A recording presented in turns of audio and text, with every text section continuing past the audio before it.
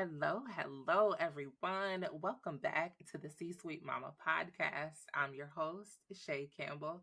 Thank you so much for tuning in for another episode. And today is a very unique episode, and I'm so excited to share our guests with you. I know that you are going to take away so much from this conversation. Today, we have none other than Keosha Hinson. Keosha is a certified NLP life coach, and I'm going to let her tell you what that is in a minute. She's also a certified family peer advocate, and Keosha helps moms manage their emotions so they can break free from survival mode and become a better mom. And so, this is a different guest because Keosha's not necessarily in the C suite, in corporate world, but she has so much to offer to moms. And so I thought it was important to have her here today to share her wisdom and insight. So thank you so much for being here. Thank Happy you to for talk to having you. me. I'm Of course. excited. I'm excited. Let's jump in. Tell us exactly what it is that you do. What's a certified NLP life coach? What does that mean? And what do you do? Okay, so NLP stands for Neuro Linguistic Programming, and what that means is the language of your mind. So often 97% of our daily functions are done by our subconscious mind, and that subconscious mind was created between the ages of 0 and 7.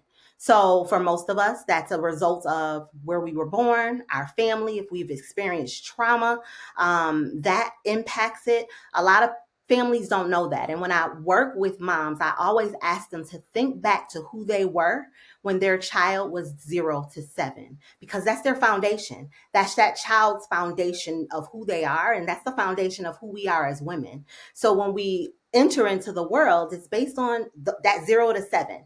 So in my coaching and as a neuro linguistic programming life coach, I teach women how to communicate properly with their brain.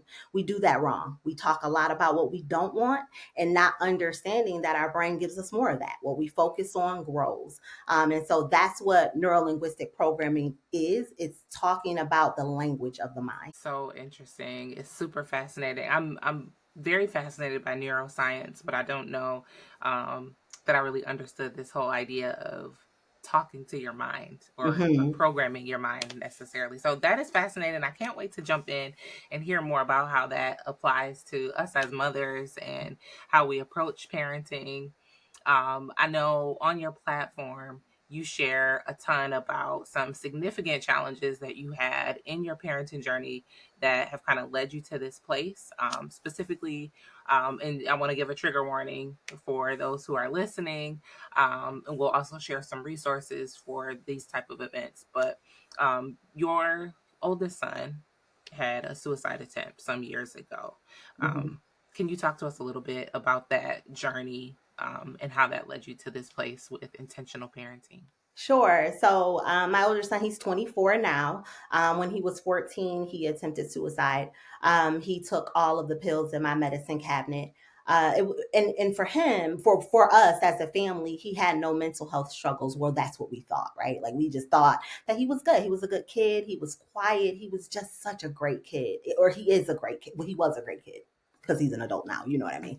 But he no signs of mental health struggles, none of the things. So when he took all of my pills, he had a seizure, and we had no idea why he was having a seizure. Like I thought like, maybe is he epileptic, like I honestly didn't know what had happened.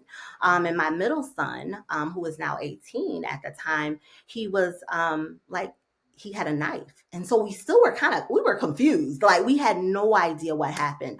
My son ended up being placed in a drug induced coma because he took my blood pressure medication and his body wasn't able to recover from that medication and remain alive. So he was put into a drug induced coma. So for 3 days, we really had no idea what was going on, what had happened, any of the things. But when he was able to wake up, one of the things that he told me was that it was some things that I did that he didn't want to live anymore. We found the suicide note, and he didn't tell me bye. He didn't talk about me, any of the things. And so that kind of put me on the journey to understand that sometimes our intentions don't come off well. right? Like we do the best that we can, but sometimes they're not received by the other person in the way that we put them out there. And so that put me on the journey of being more intentional with my actions, but then communicating with that other person to make sure that we have that connection, especially with my children. Because for me, I kind of parent differently from my mother because I saw my mother's parenting as a weakness. My mother didn't whoop me. My mother was a very permissive parent. I have two older brothers, and my grandmother raised them. And my grandmother told my mom, "Yeah, I'm not raising her. You're gonna raise her." And so it was just me and my mother as a single mother, and she just kind of did the best that she could. But for me, there was always women in the family that would tell my mother, "You should whoop her. Her mouth is too much. She does too much of this." And wanted my mother to be that authoritative parent, but she wasn't. And so when I became a mama, I didn't want to be like my mother because I saw people walking over her. I saw my brothers disrespecting her. I had no idea that what it took to actually show up for your children and actually have them to respect you. Besides, what black women do. We gonna whoop you, we gonna control you, we gonna punish you, all of those things. So when my son attempted suicide, at none of the people that had so much to say about my parenting, they couldn't help me in this space of mental health because my family had never experienced it. My son ended up going to a mental health facility. My family was like, "He'll be fine. Don't send him there. Like it's not, he'll work his way out of there." Because as black people, the mental health, that those things are embarrassing. Those things are, that's not something that we want to discuss. And so, but for me, um, I promise God, when my son was in that coma, I said, "I'm going to be intentional from now on." Like, I don't know what that means. I don't know what that looks like. But from now on, I get to decide what type of mother I want to be. And so that started that journey of me being my authentic self and working with my children to be who they want to be and not so much as who I want them. Yeah, I love that. And thank you so much for being so transparent about such a sensitive topic. Mhm. Definitely as it relates to suicide and mental health struggles in the Black community. We know that there is so much stigma related to that. So I Mhm. appreciate your transparency in your journey and your triumph now, because we know that that's where you were, but you have definitely used that to move forward and helping other moms. One of Mhm. the tools that you use to help other moms is your book, Mommy Mission. Mhm. In Mommy Mission, you talk about the importance of also being transparent with your children. Can you elaborate a little bit on why transparency is crucial in parenting? So I think I remember being a young girl. My mom had my brother when she was 15. So she was definitely a young mom. And I remember being a young girl and being promiscuous. So I never met my dad before. My mom was always looking for love from men. And I saw that, right? She was a good mother, but I saw that. And so I became that promiscuous girl looking for love from men. But my mom never told me her story. So I remember running away. I remember just doing all of the things that young girls do. Of course, it wasn't in 2024, but And my mother never told me her story. She was always so fearful of me doing certain things, but she never explained to me why. She never told me the things that she went through or why she became the woman that she was. And so I believe that in order for you to respect someone, you have to know them. You have to know their story. You have to be able to relate to them. And so, as a mother, in order to build that respect and that connection and that relationship with your children, they got to know who you are. And not only that, I feel that that is important in general on this path, right? To be on this path, to be transparent, to be vulnerable, that is the key to success. And so oftentimes when I'm talking to my boys, I let them know, "Hey, I understand. I get it. I've been there before. Like I've been 15 before. I've been 18 before." And I think as parents, we forget that. We Mm-hmm. forget to tell our kids, and sometimes they forget too. They're like, "You ain't never been done this before," right? Because they see us as this parent. But Yeah. I think transparency, letting our children know, "Hey, I'm not perfect. I've been where you are. I know this story." And being transparent is the key to vulnerability, but also a good relationship with someone. Being honest. So being transparent with your children, just knowing your story is so important for your children. I love that. And I can certainly identify. I remember being younger and like wanting to know more about my mom's past. Like I think Mhm. we always knew there was something there, but their transparency, it wasn't necessarily there. And of course, as we've gotten older, she has shared a bit more. But in those younger years, that just and back then, we know that's just not something that they spoke about. It Mhm. was a different time. In addition to them not being completely transparent, we know that there were different reactions or responses to our various behaviors, right? So, can you talk a little bit more about how parents can differentiate between reacting or responding to their children in challenging situations? You touched on it earlier with the, kind of authoritative way or approach that our culture can sometimes take. And then talk a little bit about the distinction in how the two can impact children. So I think with responding and reacting, that's based on your subconscious mind. So just like I said, your subconscious mind is created between the ages of 0 and 7. That also drives your reactions. So we're programs. We're just programs. If you notice when you go to work, you take the same way, you do the same thing. You don't really think about turning right. You don't think about any of those things because this is what you do, right? If you make spaghetti, you make it the same way every time. You don't think about, right? Like the things that you have to do. So when you decide that you want to start responding instead of reacting, you got to insert that pause. And that pause helps you to choose something else because we're programmed. So if somebody, like I tell people all the time, if somebody say something to you and you are the type of person that pops off, you're going to pop off, right? Because that's what your brain is designed to do. Your brain is designed to pop off. So when you decide, okay, I ain't going to pop off no more, you got to pause. You have to pause. You have to take that time to think about your response instead of reacting based on what you're programmed to do. So I think that pause and then practicing empathy as a mother is so crucial in making sure that you're responding instead of reacting. And empathy is just like what I said before, like telling your child, I know what it's like to be 18, right? Like I get that. Like today, King wanted chocolate ice cream. And so, And just we so have folks know, chocolate. King is the little one. King is 6. Yes, King Yep. is 6. And he wanted chocolate ice cream. We were out and he wanted chocolate ice cream. So I'm like, we have chocolate ice cream at home. I'll give you some when we get home. And so the meltdown started to happen. I want chocolate ice cream. I'm like, but we have it at home. And so I paused, right? And I asked him a question. I said, but we have ice cream at home. Why don't you want that? And he said, because the ice cream at home isn't like this. And so I said, you want soft serve. And I said, in that moment, because I paused, because I asked him that question, I was able to have that conversation with him and understand he wanted soft serve instead of what we had at home. And I don't know about you, soft serve is different, right? It's Like, so different. My son prefers soft serve too. see, it's different. But if I would have just continued to react, we got ice cream at home. We got food at home, don't we? Right? Hmm. It could have created this situation that just didn't have to be. I just went on the Dairy Queen and spent $2 on ice cream and he was happy with that, right? So I think No, go ahead. Go ahead. no, Go ahead. so I just think as parents, we just really need to insert that pause when we are responding because we're just so used, we're programmed to react to the kids and think that we know what they need. That's so good, and I'm because I feel like we could apply the pause to so many things, right? Mhm. How do you get to the pause with especially when we're as working moms, we're like go go go mode. How do we get to pausing?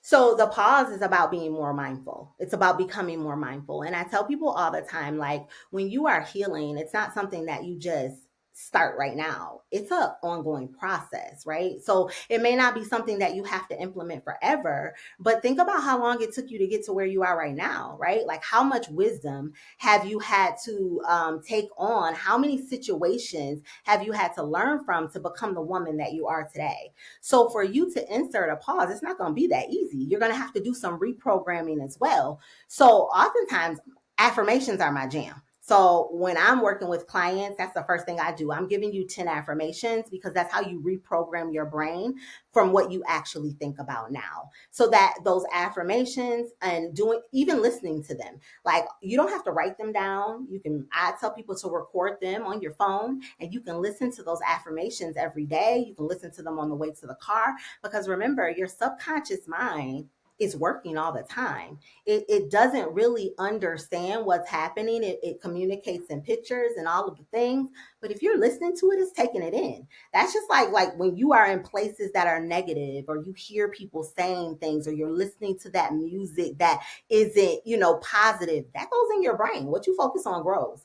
So affirmations, journaling, and being intentional with what you want. So we can say, I want to be a better mom, right? Okay, but what do you have to do to get there? If you are struggling with the pause, what do you have to do to get there? I struggle with the pause because I move very quickly. Mm-hmm. And so pausing is difficult for me. And so I have to become more mindful. That means I take my time during the day before I pour into anyone else. I need at least an hour alone. I do. I need that every day. And that is something I need. And that would depend on the person, though, and the mother. So everyone is different, but it is stepping out of survival mode and stepping out of that program state to be able to insert that pause. Ooh, that is so good. I'm so excited for the C Suite Mama podcast listeners to soak all this in this week. It's just gems. Thank you so much. So, normally, we're having this conversation about reacting versus responding out of the whole desire for moms to kind of impart some value, or you want to correct something, right? So we've gotten to the point where we pause and now we are responding versus reacting. What are some key values or qualities that you think are important for parents to instill in their children, and then how do you suggest they go about this? So I believe that values are based on you. Like everybody doesn't have the same values. Everybody doesn't believe in the same things, and that's okay. So one thing that I always tell my clients is you choose your values on your own. I have a values list that I give to my clients, but you can Google it. James Clear has a list of values online. You can just Google it and it gives you a list of them. But I tell people to choose 3 to 4, no more than 3 to 4, because if you're not standing on something, you falling for everything. If everything is a value, nothing is really a value, right? So it's so important for you to be very, very clear with what is important for you and your family, because that's how you're going to raise your children, right? You may see some families where education is so important, right? You look at their family dynamic and everybody done went to college, right? Everyone has graduated. Or you may have a friend, everybody a lawyer, right? Because their values in their family, it stands on those things. And you see that as a ripple effect. You may have a family that is very religious, right? And the brain, your subconscious mind, has a very hard time detaching from those type of things. So when you see people, right, that have those type of things that impact them, everybody a lawyer. And if that one person doesn't want to be a lawyer, they struggle with that, right? Because that's a value of their family. So you choose your own values based on what you want that to look like in your parenting. So for me, my values is authenticity. My values is trust. One of my values are growth. Those are so important for me. So when I am parenting my children, those are the things that I stand on, right? Like, what does it look like for you to be in a growth mindset? Because that's important to me and for me. Everyone isn't the same. And so I think where moms struggle the most is wanting to be like someone else, thinking that they have to move the way their mother did or be the type of mother that their friend is, right? And you just don't have to. And I think, like, even in this time of graduation, right, we may have a ton of moms that may feel like, oh, my child doesn't have all of these scholarships. I must have done something wrong. My child doesn't even want to go to college. I must have done something wrong, right? And it's about what do you want your family to look like? Like everybody don't have to go to college. College isn't for everyone, right? Like college isn't a space for everyone. And I think that is so important to define your values. When you do that, then your children are able to be and stand on whoever they want to be. You know what I mean? It's not, you're not forcing them to be Yeah. someone else. That is so good and juicy. Thank you. I've actually been doing my own exploration of values work to like really hone in on what core foundational things I want to prioritize for myself and for my family, both as a mother and as a professional. So that's a timely conversation. Thank you so Hmm. much. Of course, as we have said a bunch of times already, the ladies that listen to the show are either women who are in the C-suite or mothers who are on their way to the C-suite. A lot of our listeners are first time in high level positions, right? And so they don't necessarily have this roadmap for what that looks like, especially as it relates to juggling their demanding career with parenthood. Um, I can certainly say, my mom was a working mom, but not necessarily in a high level position. So, talk a little bit about what kind of advice can you offer for working moms, C-suite mothers, just high performing professionals, and how they can balance parenting with being intentional in their parenting. So I think, like, for the most part, you got to decide what it is that you need. I think oftentimes as leaders, right, you lead at work and you're never really thinking about what you need. And I think moms are like this in general. They never pour into themselves first. Like most moms are just pouring from an empty cup. And oftentimes, and I can speak about this because my wife is a C-suite. So oftentimes, right, it's about like taking your hands off and just allowing things to flow, right? As a leader, we sometimes think you got to control everything. And I think for moms and C suites, you just have to kind of implement the self care and figure out what works for you. Because all self care isn't created equal. Like I went and got my nails done today, and that was not self care. Girl, I was like, get me out of here. Right. So I feel like, right, for moms and for anyone really, you have to figure out what works for you, and that's asking yourself what you need. We don't do that enough as moms. We look at other people, we see what they're doing, and be like, oh, I want to do that too. But everybody doesn't need the same thing, and until you kind of have that conversation with yourself to kind of determine what do I need, then that is when you're going to be able to balance it all, because then you can give yourself what you need. You can have those boundaries for your work and be able to take your hands off and be able to trust that it will all flow and happen as it should. But it first starts with you, starts with yourself, and asking yourself what you really desire. I know, as an NLP coach, when I'm talking to women, they can tell me all the time what they don't want, what they don't like, all the things that are messing up everything. But when I say, well, what do you want? What is something that you want? What does make you feel good? They're like, huh. So I think it's thinking about, what do we want? What makes us feel good? When was the last time you felt good, right? And how can you duplicate that feeling? So, and this is not a question that I prepared you for, but as you're talking about women needing to identify what it is that they need as individuals, how do you help folks kind of like drown out the noise from what their families and their families of origin have told them they need, and what social media tells them they need, and et cetera, et cetera? How do you help folks like really tap in to their own needs? So I ask a lot of questions. So a Okay. lot of people that work with me, they think that I'm just talking. No, I'm asking you a lot of questions because oftentimes we don't ask ourselves a lot of questions. A lot of stuff stays up here, right? Like we just be like, oh, okay, we're doing all of the things and it's just up here. So when I ask you questions, like sometimes I'll ask, someone will say something to me like, my doctor is not giving me what I need. And then I'll say, well, why don't you just get another one? And they sit back. Yeah, I guess you're right. I could do that, right? Like we don't even think about, it's super Mm-hmm. simple. It's not Mm-hmm. easy. It's not easy, but it is so simple to just sit back and ask what you need. And I think you have to make the space for it too. And so oftentimes when you are in coaching, you have the space to create that what you're doing, right? Like when you're in therapy, you're making the time and the space to work on your mental health.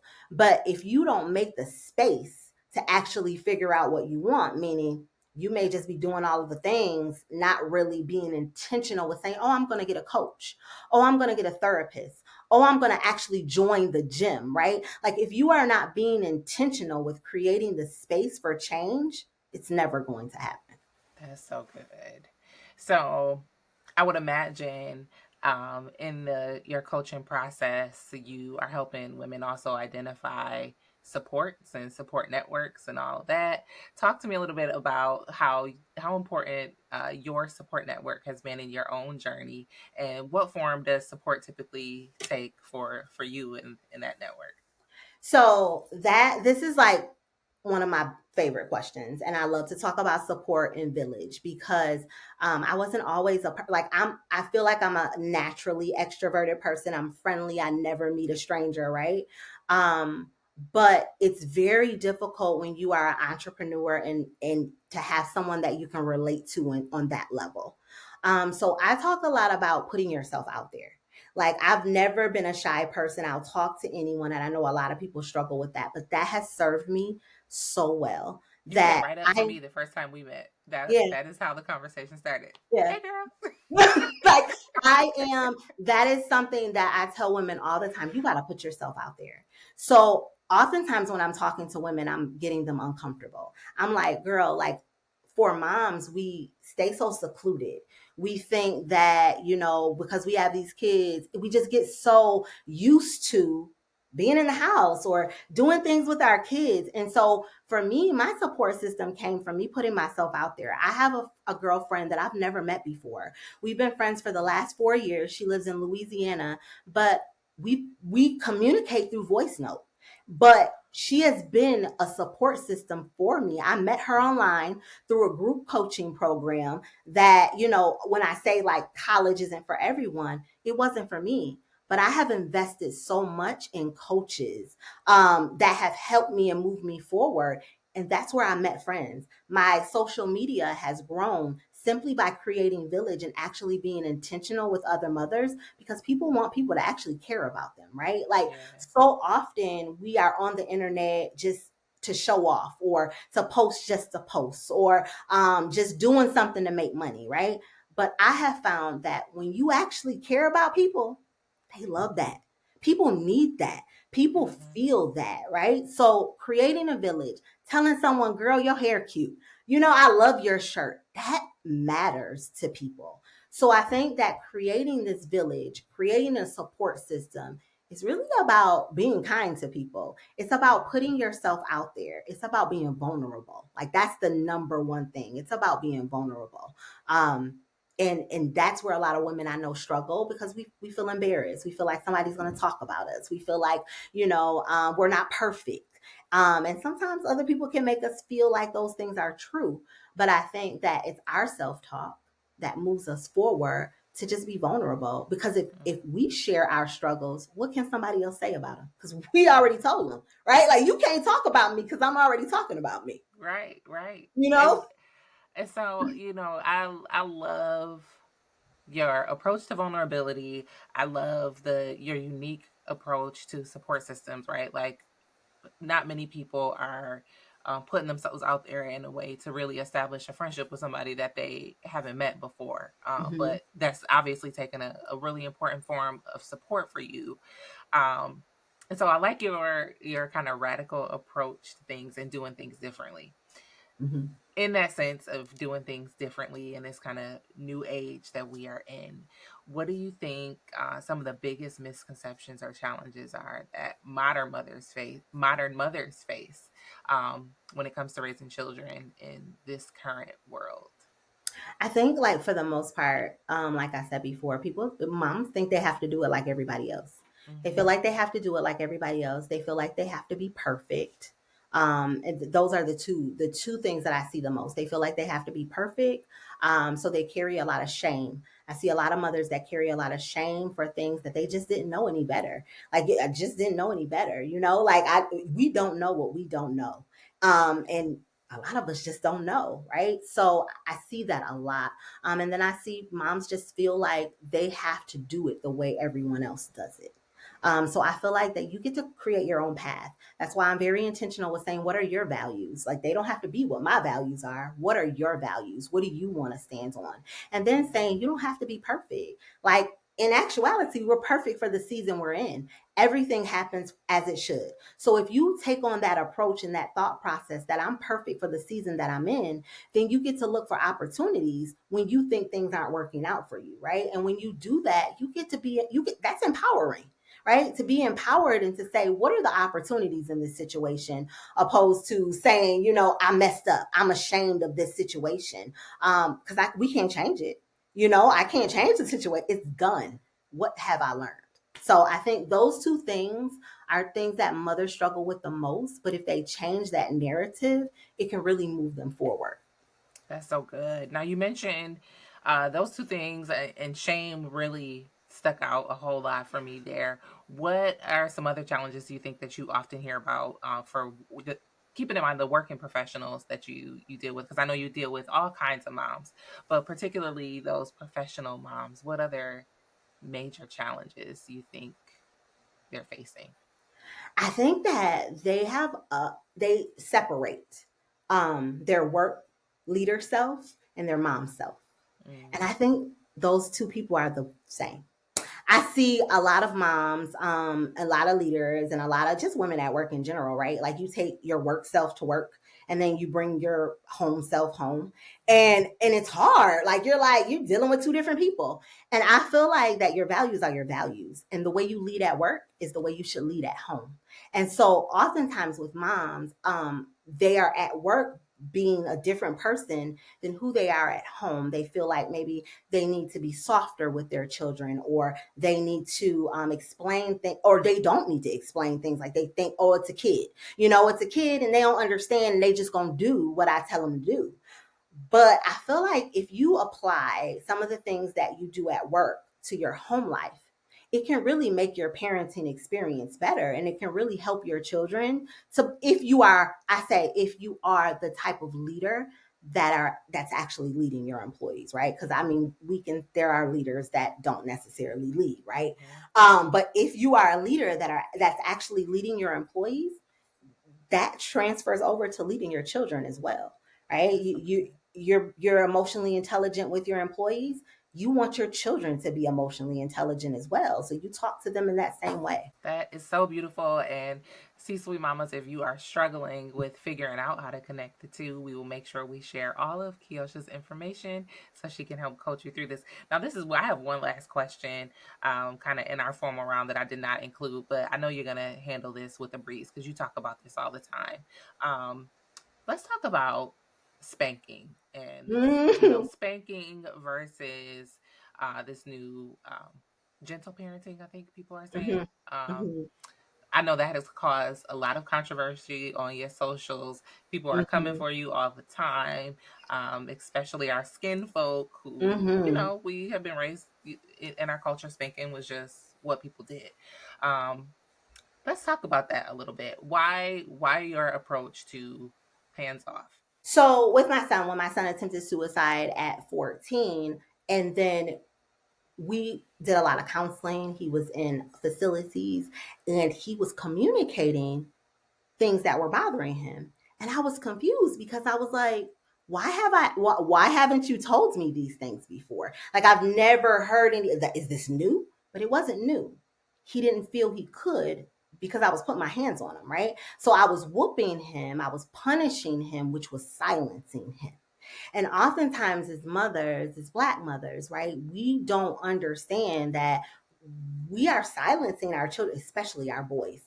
We're silencing them and not giving them the voice to be able to speak on their own. And then when they become men, that's why we have so many men that lack communication skills. We have so many men that are narcissists, right? Because we have these mothers who are beating the children, abusing the children, whooping the children, and not allowing them to express their emotions. So I didn't understand that. I didn't understand that I was putting this fear into my son and not allowing him to communicate. And that spilled over to his adult. When he became a teenager, he was very quiet. He wouldn't speak up for himself in the ways that he should. And it was because I silenced him. My middle son, who is now 18, because I stopped whooping him a little bit younger, he has no problem vocalizing his needs, his wants. He is very vocal because of the discipline. And then King, oh, forget about it. He's telling you everything. He is letting you know what he needs. And so that has let me know, like, wait a second. My parenting, how we communicate with our children, it impacts who they're going to be. And so I'm like, I understand, like, I hear a lot of parents say, all children aren't the same. Sometimes you got to pop them. And, I say you do whatever you think is the best for you, right? But for me, if I feel like I have to hit King, I'm going to walk away. I'm going to walk away because I want him to be able to freely express how he feels. I'm not a permissive parent by any means. So King is very vocal and I'm very vocal too. So if he is doing something that's disrespectful, I let him know that's disrespectful. That can be offensive to someone, right? But I just don't think that you have to whoop your children. You don't have to put your hands on them. My son is 18 right now. He just turned 18 in April. He's going to be graduating. So, he's one of those, like, I could stay out all night. No, you can't. You can't stay out all night, right? You Right. still live here. You're not paying bills. And so I'm going to need Yeah. you to have a curfew. And we Ooh, don't so have what's the curfew for 2 public high a.m. school? 2 He comes a.m. in at Okay. 2 a.m. He Okay. comes in at 2 a.m. But he's such a good kid that he is not, I know where he is. I know where he Yeah. is. So Yeah. my approach for hands off came from I want my boys to be their whole self. And I don't want them to feel like they can't be their whole self because they're afraid of me. Yeah. I don't want that. And having a son that's 24, I can see how my parenting has impacted him as a man.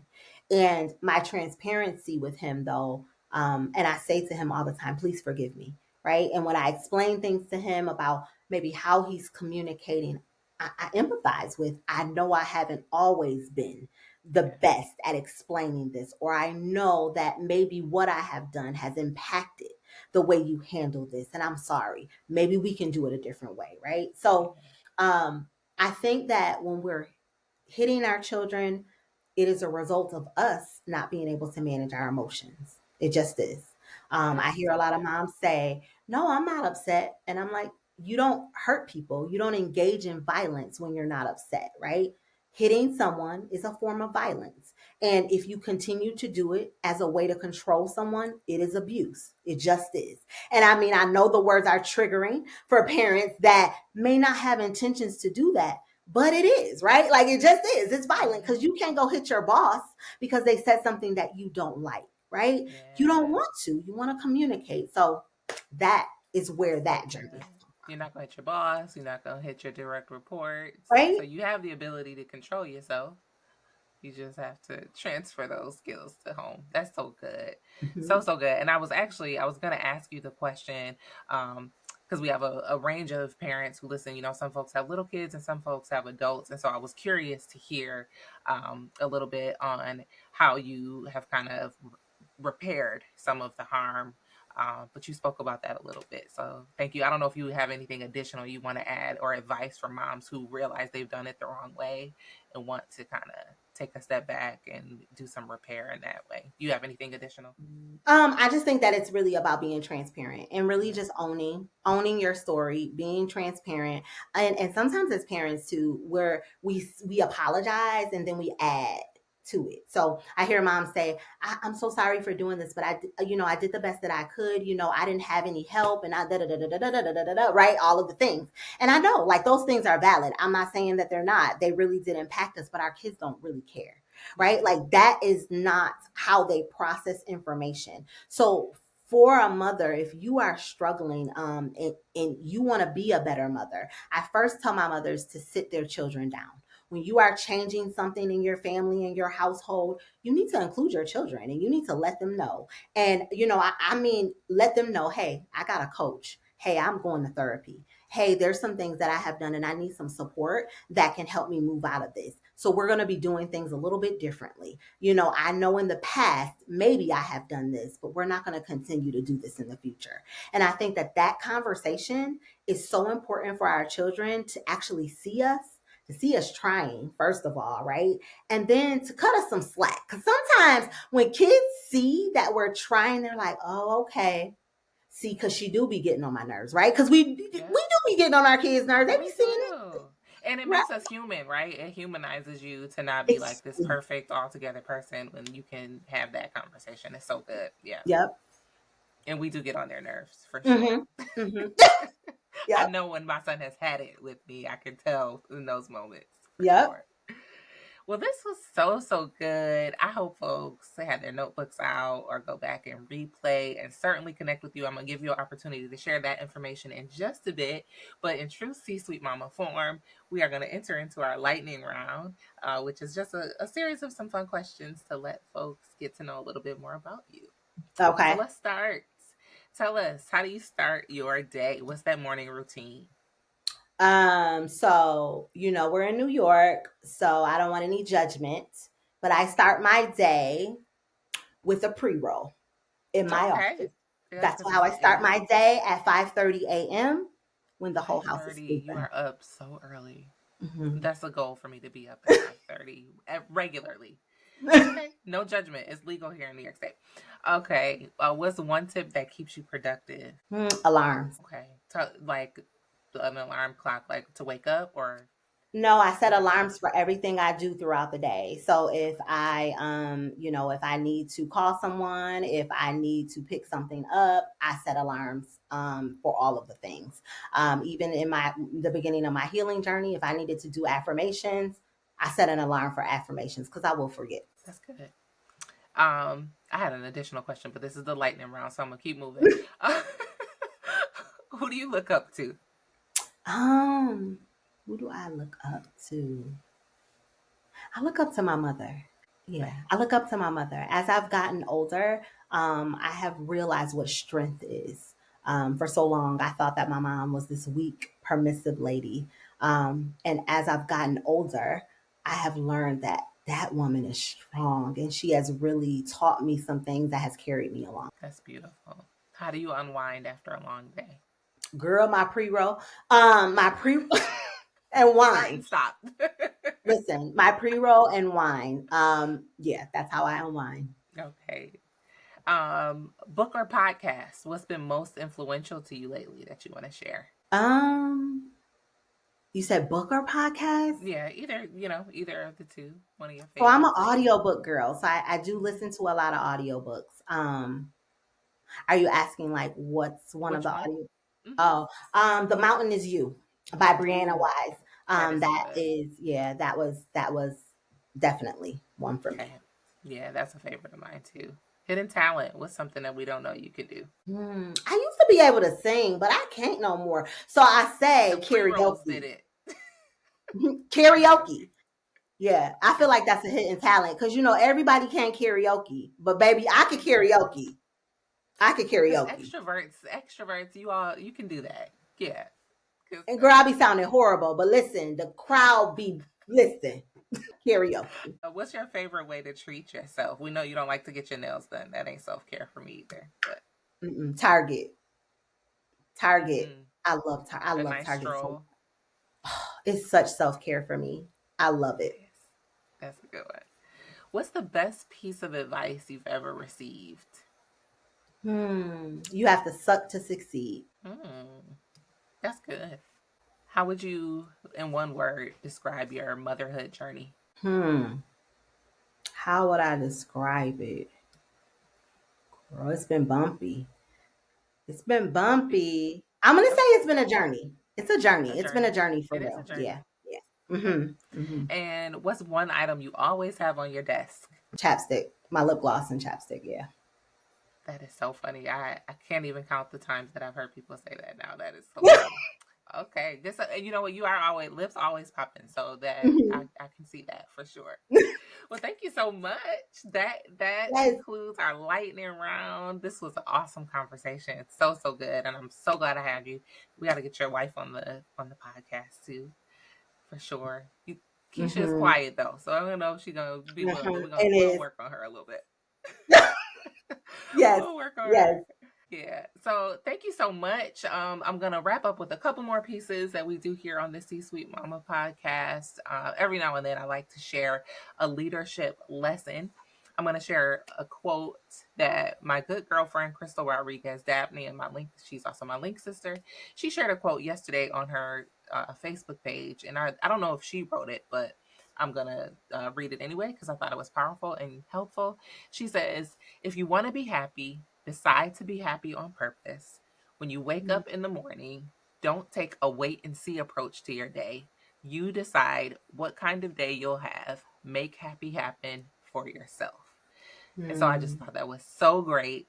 And I wanted to share that as a leadership lesson as we go out into the world to make happy happen for yourself. Thank you, Crystal. If you missed her episode, you can go back to episode 1. She dropped lots of gems too, but that is our leadership lesson for the day. This week, I want to share our resource of the week. Our resource of the week is the book Mommy Mission, written by none other than Keosha Hinson, who's here on the show today. Keosha, tell us just a little bit about the book and where folks can find it. So my book is on Amazon. You can also so you can search my name, Keosha Hinson, or you can visit my website, and it will take you right to my book there. So it's a smaller book. It was actually my first. It's a labor of love because I am a habitual quitter. For all of my life, I would start and stop things, and my book was the first thing that I've ever done and finished in completion.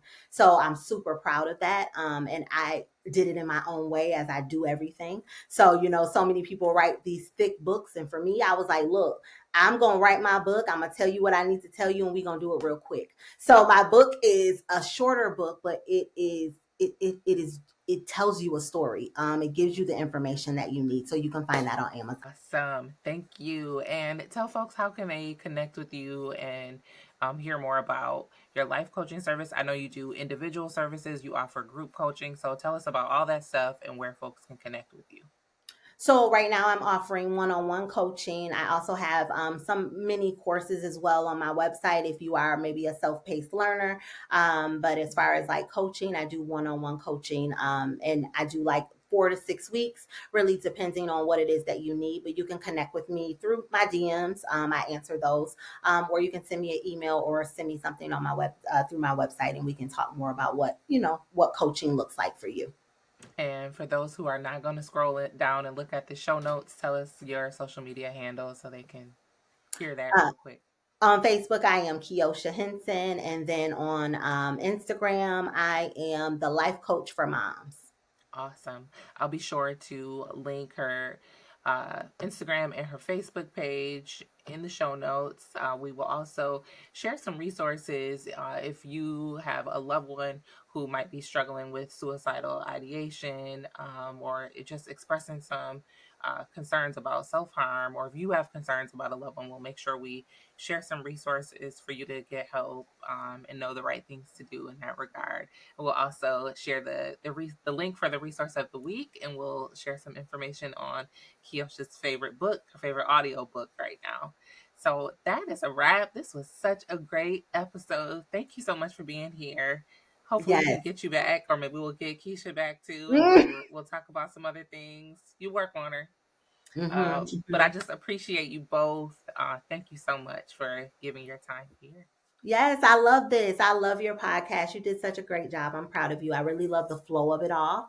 I really love that. I really love it. You do such a great job Thank you. interviewing. So you should be really proud of yourself. So I Thank love you very much. I like yourself. I am a recovering quitter.